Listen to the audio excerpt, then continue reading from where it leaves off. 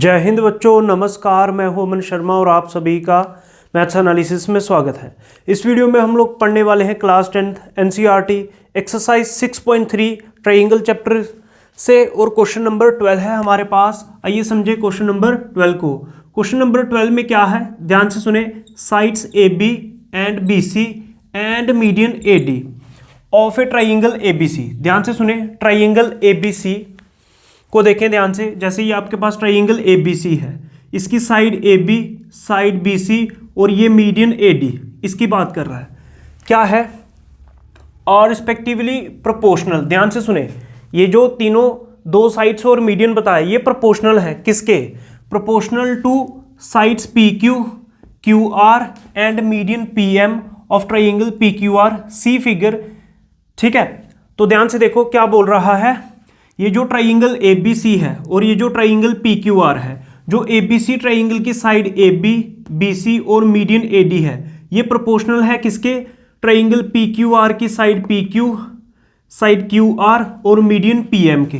क्या यहां तक बात समझ में आई? इस चीज का क्या मतलब हुआ, आइए लिख के समझाते हैं। तो सबसे पहले आप गिवन लिखेंगे। देखो, अगर आपको गिवन लिखना है तो गिवन कहां से आएगा? यहां से लेके ये जो जितना मैंने पढ़ा बच्चों यहां तक, ये सारा गिवन है। ये सी फिगर नहीं लिखना, यहां तक लिखना है गिवन। ठीक है, ये तो इसने स्टेटमेंट की तरह लिखा है, तो इसका मैथमेटिक्स में मतलब क्या है, आइए समझाते हैं। देखो, प्रोपोर्शन में कैसे लिखा जाएगा। जैसे कभी बोले कि ए रेशो बी प्रोपोर्शन सी रेशो डी, इसका मतलब होता है ए अपान बी प्रोपोर्शन को इक्वल्स टू में लिखते हैं और सी अपान डी। ठीक है, ये होता है प्रोपोर्शन में। तो आइए समझते हैं यहाँ पे प्रोपोर्शन का क्या मतलब है। बोल रहा साइड ए बी जो है, ध्यान से सुने, अब मैं शॉर्ट में लिख रहा हूँ बच्चों, आपको गिवन यहाँ से लेके यहाँ तक लिखना है। मैं शॉर्ट में लिख रहा हूँ, इतनी स्टेटमेंट का मतलब है क्या, ध्यान से सुने। ये बोल रहा है जो साइड ए बी है ये किसके प्रोपोर्शन में है? पी क्यू के। तो A B upon P Q आएगा इक्वल्स टू, जो दूसरी साइड है वो क्या है? बी सी, बी सी के अपान में आएगा क्यू आर और मीडियन क्या था? A D, median A D और इसका मीडियन क्या है? P M. ठीक है, तो ये चीज आपको गिवन है। बात समझ में आई? Side A B, B C and median A D of a triangle A B C are proportional to side P Q, Q R and median P M of triangle P Q R. यहां तक question समझ में आया, ये हमने बनाया given. यहां तक बात समझ में आ गई। उसके बाद क्या है? शो दैट में क्या है? Triangle A B C similar triangle P Q R. तो शो दैट को लिखते हैं बच्चों टू प्रूव में। तो टू प्रूव में क्या है? ट्राइंगल ए बी सी जो है, ध्यान से देखें, triangle A B C similar triangle P Q R. ये जो बच्चों ए बी सी ट्राइंगल है और ये जो ट्राइंगल पी क्यू आर है, इसको आपको सिमिलर करना है। बात समझ में आ रही? क्या करना है? सिमिलर। अब देखो, इसको मैं सिमिलर कैसे कर सकता हूं, ध्यान से देखो। आपको गिवन है ये, हमें कहां से सोचना है। देखो, हम आपको सोचना सिखाएंगे कि क्वेश्चन को पढ़ के सोचेंगे कैसे। ध्यान से सुने, देखो आपको गिवन है ये और चाहिए ये, गिवन है ये और टू प्रूव करना है ये। क्या ये बात समझ में?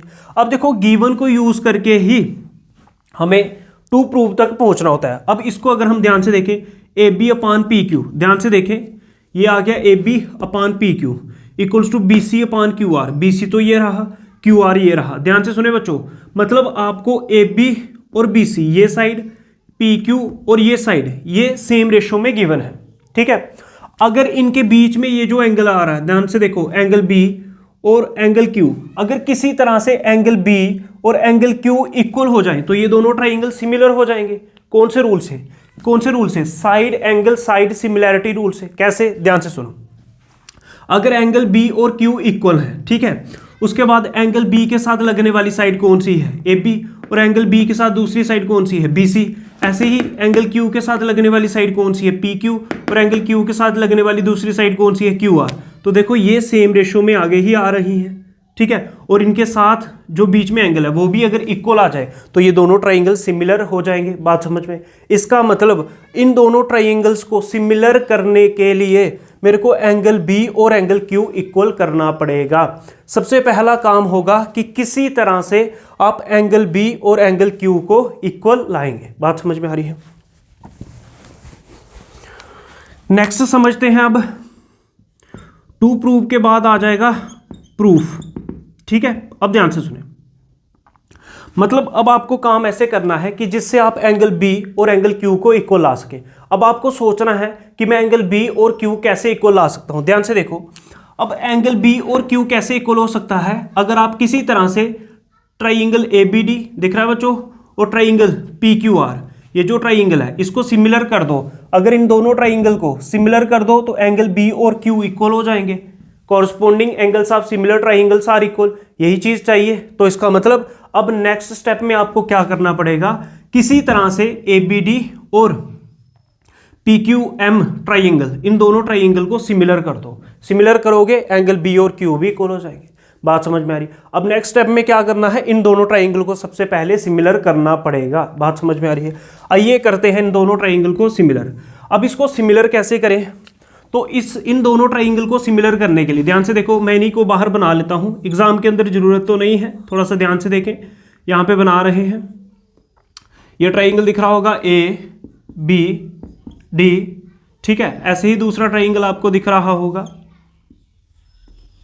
पी क्यू एम, ठीक है। इन दोनों को मैं किसी तरह से अगर सिमिलर कर दूं तो एंगल बी और क्यू भी इक्वल हो जाएंगे, ठीक है। अब इनको सिमिलर कैसे किया जाए बच्चों, इनको सिमिलर करने का एक ही तरीका है। अगर आप A B upon P Q equals to B D, ध्यान से देखें, B D upon Q M equals to A D upon P M, अगर ये रिजल्ट ला दें तो इन दोनों ट्राइंगल की तीनों साइड्स क्या हो जाएंगी, प्रोपोर्शनल हो जाएंगी।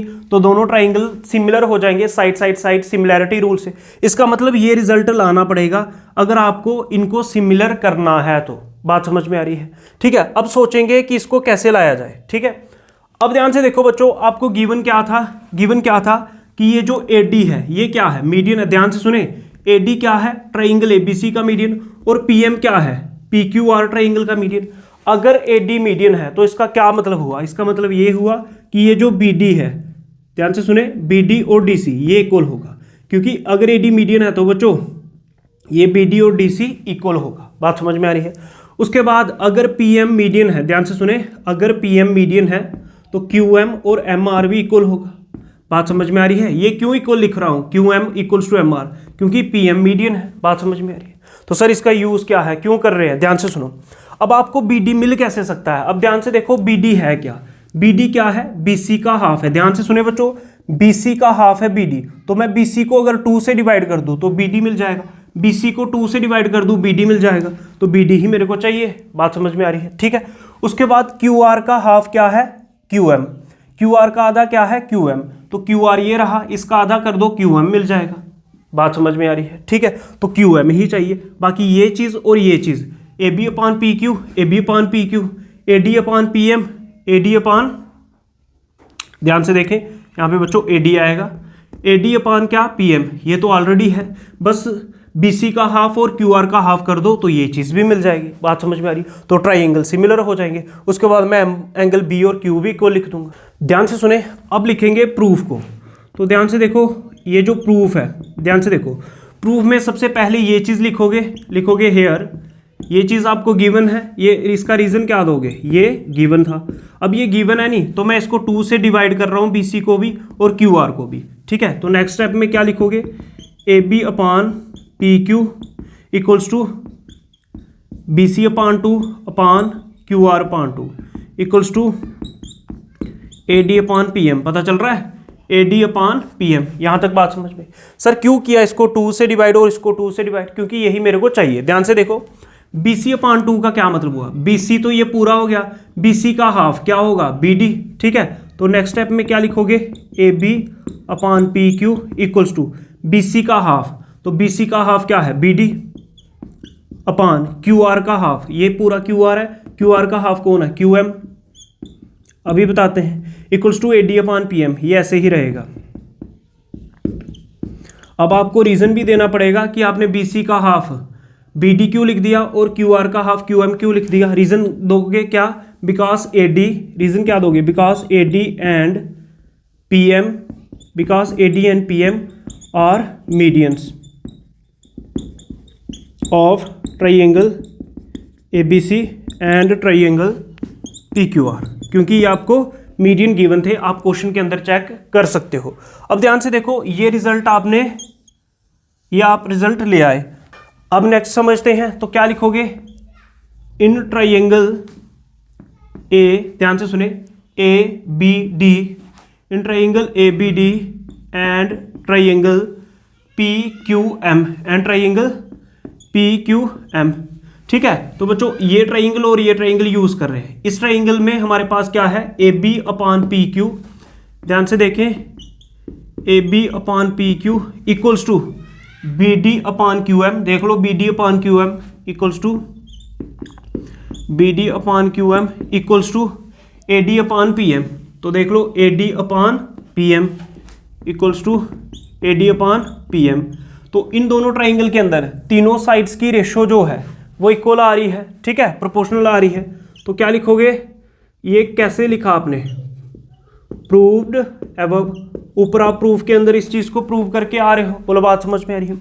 अब अगर ये तीनों साइड्स की रेशो इक्वल आ रही है तो therefore triangle A B D similar triangle P Q M. बात समझ में आ रही है। तो ये दोनों ट्राइंगल क्या हो जाएंगे, सिमिलर। कौन से रूल से, by side side side similarity criterion. बात समझ में आ रही है। ठीक है, अब जब ये दोनों ट्राइंगल सिमिलर हो गए, ध्यान से देखो, ए बी डी और पी क्यू एम, अब ये सिमिलर हो गए, एंगल बी और एंगल क्यू भी इक्वल होगा। तो क्या लिखोगे, which implies angle B equals to angle Q. Reason क्या दोगे, बिकॉज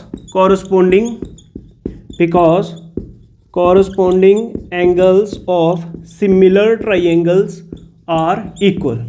बात समझ में आ रही है। एंगल ए पी के इक्वल होगा, बी क्यू के इक्वल होगा, एंगल डी एम के इक्वल होगा। बात समझ में, लेकिन मेरे को बी और क्यू इक्वल करना था, यही मेरे को चाहिए था, इसलिए मैंने सिर्फ इसी को लिखा। बात समझ में आ रही है। अब आते हैं, अब आपको करना क्या है, in triangle A B C and triangle P Q R, इन दोनों ट्राइंगल में चलते हैं, क्योंकि लास्ट में आपको इन्हीं को सिमिलर करना था।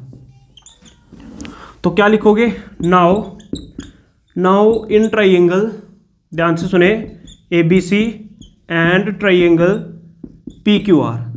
ठीक है, अब ए बी सी और पी क्यू आर ट्राइंगल के अंदर ध्यान से देखो, ए बी सी ट्राइंगल और पी क्यू आर ट्राइंगल के अंदर क्या है, ए बी सी ट्राइंगल और पी क्यू आर ट्राइंगल के अंदर एंगल बी और एंगल क्यू इक्वल है। क्या लिखोगे, angle B equals to angle Q, ये दोनों इक्वल है। रीजन क्या दोगे, कहाँ इक्वल है, प्रूव्ड एबव।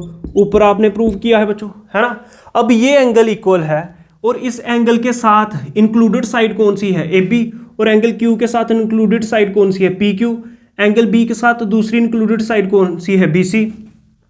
एंगल क्यू के साथ दूसरी इंक्लूडेड साइड कौन सी है, क्यू आर। ये भी अगर सेम रेशो में आ रही है तो ट्राइंगल सिमिलर हो जाएगा। अब मेरे को ढूंढना पड़ेगा, देख लो, A B upon P Q, angle B के साथ included A B, angle Q के साथ पी क्यू। तो A B upon P Q equals to angle B के साथ दूसरी side B C, angle Q के साथ दूसरी साइड क्यू आर। तो ये चीज़ भी मेरे को गिवन है। बात समझ में आ रही है। तो ये मेरे को इतना ही रिजल्ट चाहिए, तो यही लिखूंगा मैं, A B upon P Q equals to B C upon Q R. बात समझ में आ रही है। तो ये ट्राइंगल की दो साइड सेम रेशो में आ रही है और इन दोनों साइड्स के बीच में जो एंगल है वो भी इक्वल आ रहा है। यहाँ ये एंगल इक्वल है और इस एंगल के साथ लगने वाली दोनों साइड्स सेम रेशो में आ रही हैं। ठीक है, तो ये कहाँ पे लिखोगे, ये कहाँ से लिखा आपने, ये आपको गिवन था। ठीक है, ये कहाँ से लिखा है, गिवन से। तो इससे क्या हो जाएगा, ट्राइंगल सिमिलर हो जाएंगे। क्या लिखोगे इसके बाद, therefore triangle A B C similar triangle P Q R. Reason क्या दोगे, ये दो साइड्स की रेशो है, तो साइड और इनके बीच में आने वाला angle, side angle side similarity rule, थोड़ा सा इसको दूर लिखें। ठीक है, तो ये क्वेश्चन नंबर बच्चों 12 का सॉल्यूशन है, इसको नोट कर लो। क्वेश्चन नंबर 13 को समझते हैं। क्वेश्चन नंबर 13 में क्या है, D is a point on the side BC, ध्यान से सुने, of a triangle ABC। Triangle ABC की साइड BC जो है उसके ऊपर कोई पॉइंट है D। बात समझ में आ रही है। जैसे ये ट्राइंगल है ABC, दिख रहा है ट्राइंगल ABC ट्राइंगल की जो BC साइड है उसके ऊपर कोई पॉइंट है D। बात समझ में, ठीक है। सच दैट इस तरह से ये पॉइंट था, सच दैट ये जो एंगल ADC है, देखो सेंटर में कौन आ रहा है, D, मतलब angle ADC equals to angle BAC। तो यहाँ पे सेंटर पे कौन आ रहा है? A, मतलब एंगल ADC, ध्यान से सुने, एंगल ADC दिख रहा है, एंगल ADC, इस एंगल की बात हो रही है। ये जो एंगल ADC है मतलब ये वाला एंगल किसके इक्वल है? एंगल BAC के। तो अब देखते हैं BAC कौन सा है? BAC दिख रहा है ये एंगल, फिर से देखो BAC, ये पूरा एंगल, ठीक है। ये जो एंगल है बच्चों ये इसके इक्वल है BAC के, तो ये आपको गिवन है। तो आइए लिखते हैं, सबसे पहले गिवन ही लिखते हैं। तो गिवन में क्या आएगा? गिवन क्या है? ट्रायंगल ABC, ठीक है। गिवन क्या है? ट्रायंगल ABC इन विच, ठीक है, एक ट्रायंगल ABC गिवन है जिसमें क्या गिवन है? एंगल, ये वाला एंगल किसके इक्वल गिवन है? इसके। तो ये लिख लो angle ADC, angle ADC equals to angle BAC। यही गिवन था, जो गिवन है उसको लिख लो। इसमें भी सबसे इंपॉर्टेंट तो यही है क्योंकि यही काम आएगा। यही गिवन था, लिख लिया। उसके बाद गिवन के बाद क्या लिखते हैं बच्चों? टू प्रूव, ठीक है। गिवन के बाद क्या आएगा? To prove. बात समझ में आ रही है? अब टू प्रूव में क्या है? जो शो दैट में लिखा है, शो दैट में क्या है? CA का square equals to CB into CD। तो टू प्रूव में क्या आएगा? CA का square equals to CB into CD, ठीक है। तो ये आपको प्रूव करना है। अब ये आपको प्रूव करना है, मेरे को कैसे पता चलेगा कि ये कैसे सॉल्व करेंगे इसको? तो ध्यान से सुने बच्चों। तो देखो CA का square equals to CB into CD। अब ये कैसे आ सकता है? थोड़ा सा इसको सोचना पड़ेगा। ध्यान से देखो, अब क्या चाहिए? CA का स्क्वायर। CA के स्क्वायर का क्या मतलब है? CA के स्क्वायर का क्या मतलब है? CA इंटू CA, मतलब CA 2 बार आ रहा है। तो मेरे को वो ट्राइंगल लेना है जिसमें CA 2 बार आ रहा है। ध्यान से सुनना, CA का स्क्वायर दिख रहा है आपको? CA के स्क्वायर का क्या मतलब? CA into CA। बात समझ में आ रही? तो देखो अगर मैं CAD दिख रहा है ये ट्राइंगल, CAD ट्राइंगल में चला जाऊं तो एक बार CA मिल जाएगा। बात समझ में आ रही है? उसके बाद अगर मैं CAB, ये जो बड़ा ट्राइंगल है, इसमें चला जाऊं एक बार और CA मिल जाएगा। तो मेरे को CA 2 बार लेना है, इसलिए मेरे को ट्राइंगल लेना पड़ेगा CAD। दिख रहा है ट्राइंगल? एक ट्राइंगल ये, और उसके बाद CAB, ये ट्राइंगल लेना पड़ेगा। ये दोनों ट्राइंगल लेंगे तभी CA 2 बार आ सकता है। उसके बाद क्यों लेना इन दोनों ट्राइंगल को? सिमिलर करेंगे। सिमिलर क्यों करेंगे? अगर हम इन दोनों ट्राइंगल्स को सिमिलर करेंगे तो इनकी कॉरस्पॉन्डिंग साइड्स की रेशियो प्रोपोर्शनल आएगी, इक्वल आएगी, जिससे हम ये रिजल्ट ला सकते हैं। क्योंकि CA 2 बार आ रहा है तो CA का स्क्वायर भी आ सकता है। बात समझ में आ रही है? अभी समझते हैं कैसे। तो क्या लिखेंगे? इन ट्राइंगल, कौन सा ट्राइंगल? CAD and triangle. तो देखो CAD ट्राइंगल में गए तो CA मिल गया। उसके बाद CAB, ये ट्राइंगल दिख रहा है, इसमें जाएंगे CAB। तो देखो CA, यहाँ भी CA, 2 बार CA मिल गया तो CA का स्क्वायर तभी पॉसिबल है। बात समझ में आ रही है? ये समझने का तरीका है। अब इन दोनों को सिमिलर करो। सिमिलर कैसे कर सकते हैं? कोई 2 एंगल इक्वल शो कर दो, सिमिलर हो जाएंगे। आइए समझते हैं कैसे। ध्यान से देखो, CAD ट्राइंगल दिख रहा है, इसमें एंगल C आ रहा है। CAD ट्राइंगल में एंगल C आ रहा है। उसके बाद CAB ट्राइंगल दिख रहा है, इसमें भी एंगल C आ रहा है, मतलब एंगल C दोनों के पास है। Angle C equals to angle C लिख देंगे। रीजन क्या दोगे? दोनों के पास है, कॉमन हो गया, एक एंगल इक्वल हो गया। एक और एंगल ढूंढो, सिमिलर हो जाएंगे। उसके बाद आ जाओ CAD ट्राइंगल में। CAD ये ट्राइंगल दिख रहा है, इसमें ये एंगल, और CAB ट्राइंगल दिख रहा है, इसमें ये एंगल और ये एंगल भी इक्वल है। तो ये भी गिवन था, देख लो इधर। तो क्या लिखेंगे? Angle ADC equals to angle BAC। ये कहाँ से लिखा आपने? बोलो, ये तो गिवन था, ठीक है। एंगल ADC ये एंगल, और दूसरा एंगल BAC ये एंगल, ये दोनों भी इक्वल है। कहाँ से? गिवन था। तो 2 एंगल इक्वल, तो ट्राइंगल क्या हो जाएंगे? सिमिलर। उसके बाद क्या लिखोगे? इसके नेक्स्ट स्टेप में लिखोगे देयरफॉर ट्राइंगल, कौन सा? CAD। ध्यान से सुने बच्चों, सिमिलर कैसे लिखेंगे? Therefore triangle CAD similar triangle. ध्यान से देखो कैसे लिखोगे। सिमिलर लिखने का क्या तरीका है? जो एंगल जिसके इक्वल है, ठीक है, उसी के सामने लिखा जाएगा। मतलब जैसे एंगल C के इक्वल है, तो फर्स्ट ट्राइंगल में एंगल C आपने पहले लिखा है, तो दूसरे ट्राइंगल में भी एंगल C कहाँ पे लिखना पड़ेगा? पहले नंबर पे लिखना पड़ेगा। तो एंगल C पहले लिखा है, यहाँ पे भी एंगल C पहले नंबर पे लिखना पड़ेगा। बात समझ में आ रही है? उसमें उसके बाद CAD ट्राइंगल में चलो। CAD ट्राइंगल, इस ट्राइंगल में देखो CAD ट्राइंगल में दूसरा एंगल कौन सा है, D। देखो जो सेंटर पे एंगल होता है उसकी बात, एंगल इसका D किसके इक्वल है, इस दूसरे ट्राइंगल के एंगल A के इक्वल है। ध्यान से सुनना, यही स्टेप लिखने वाला है। मतलब CAD ट्राइंगल का एंगल D और CAB ट्राइंगल का एंगल A इक्वल है। मतलब एंगल D और एंगल A इक्वल है, तो एंगल D और एंगल A इक्वल है। तो अब देखो फर्स्ट ट्राइंगल में एंगल D कहाँ पे लिखा है, लास्ट में।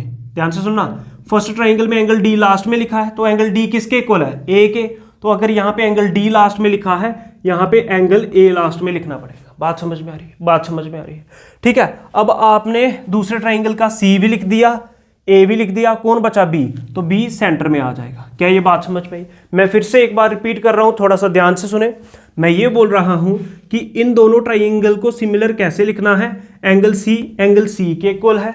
यहाँ पे आपने एंगल C फर्स्ट नंबर पे लिखा, तो दूसरे में भी एंगल C फर्स्ट पे लिखना पड़ेगा, क्योंकि एंगल C और C इक्वल है। अब इसमें फर्स्ट ट्राइंगल का एंगल D और सेकंड ट्राइंगल का एंगल A इक्वल है। इसमें एंगल D आपने लास्ट में लिखा है, और एंगल D A के इक्वल होने के कारण एंगल D किसके इक्वल है, एंगल A के। यहाँ पे एंगल D लास्ट में लिखा है, तो इधर एंगल A लास्ट में लिखना पड़ेगा। अब आपने C भी लिख दिया, A भी लिखा, बचा B, तो B कहाँ पे बचा, स्पेस कहाँ पे खाली है, सेंटर में, तो सेंटर में आ जाएगा। बात समझ में आ रही है, ठीक है। तो ये दोनों ट्राइंगल सिमिलर हो गए, कौन से रूल से, बाय एंगल सिमिलैरिटी क्राइटेरियन। बात समझ में आ गई, ठीक है। नेक्स्ट समझते हैं। अब अगर ये दोनों ट्राइंगल सिमिलर हैं तो इनकी कॉरस्पॉन्डिंग साइड्स की रेशियो इक्वल होगी, फर्स्ट दो अपान फर्स्ट दो इक्वल्स टू लास्ट दो अपान लास्ट दो इक्वल्स टू फर्स्ट और लास्ट अपान फर्स्ट और लास्ट। बात समझ में आ रही है, ठीक है। रीजन क्या दोगे, बिकॉज कॉरस्पॉन्डिंग बोलो, हाँ, sides of similar triangles are क्या होगी, हाँ, इक्वल, ठीक है। क्या लिखेंगे, corresponding sides of similar triangles are equal. बात समझ में आ रही है, ठीक है। जब ये सिमिलर होंगे तो ये चीज भी इक्वल होगी। अब देखो यहां से मेरे को चाहिए क्या, ध्यान से देखो, CA का square equals to CB into CD। मतलब मेरे को CB चाहिए और CD चाहिए। CB यहाँ पे आ रहा है, CD इधर आ रहा है। CA दो बार चाहिए, CA एक बार इधर है, एक बार इधर है। तो मतलब ये चीज़, मतलब ये वाला और ये वाला रिजल्ट चाहिए, ये चीज़ नहीं चाहिए। तो मैं नेक्स्ट स्टेप में इसको नहीं लिखूंगा, और करके लिख लो CA upon CB equals to CD upon CA। ये क्यों लिख रहे हो, क्योंकि ये तीनों इक्वल हैं, तो मैं इन दोनों को भी लिख सकता हूं, क्योंकि मेरे को चाहिए, ठीक है। ये टिक क्रॉस एग्जाम के अंदर नहीं लगाना, ये आपके समझने के लिए, ठीक है। इसको हम हटा रहे हैं। अब समझते हैं, ध्यान से देखो, CA इंटू CA करोगे तो CA into CA equals to, इसको इस तरफ भेजो, क्या आएगा, CB इंटू CD, ठीक है। क्रॉस मल्टीप्लाई होता है, ये इधर चला जाएगा, ये इधर। अब CA इंटू CA क्या, CA का square equals to CB into CD। ध्यान से देखो, यही चीज़ तो आपको प्रूव करनी थी, तो हैंस प्रूव्ड। बात समझ में आई। ये क्वेश्चन नंबर 13 का सोल्यूशन है, इसको भी नोट कर लो।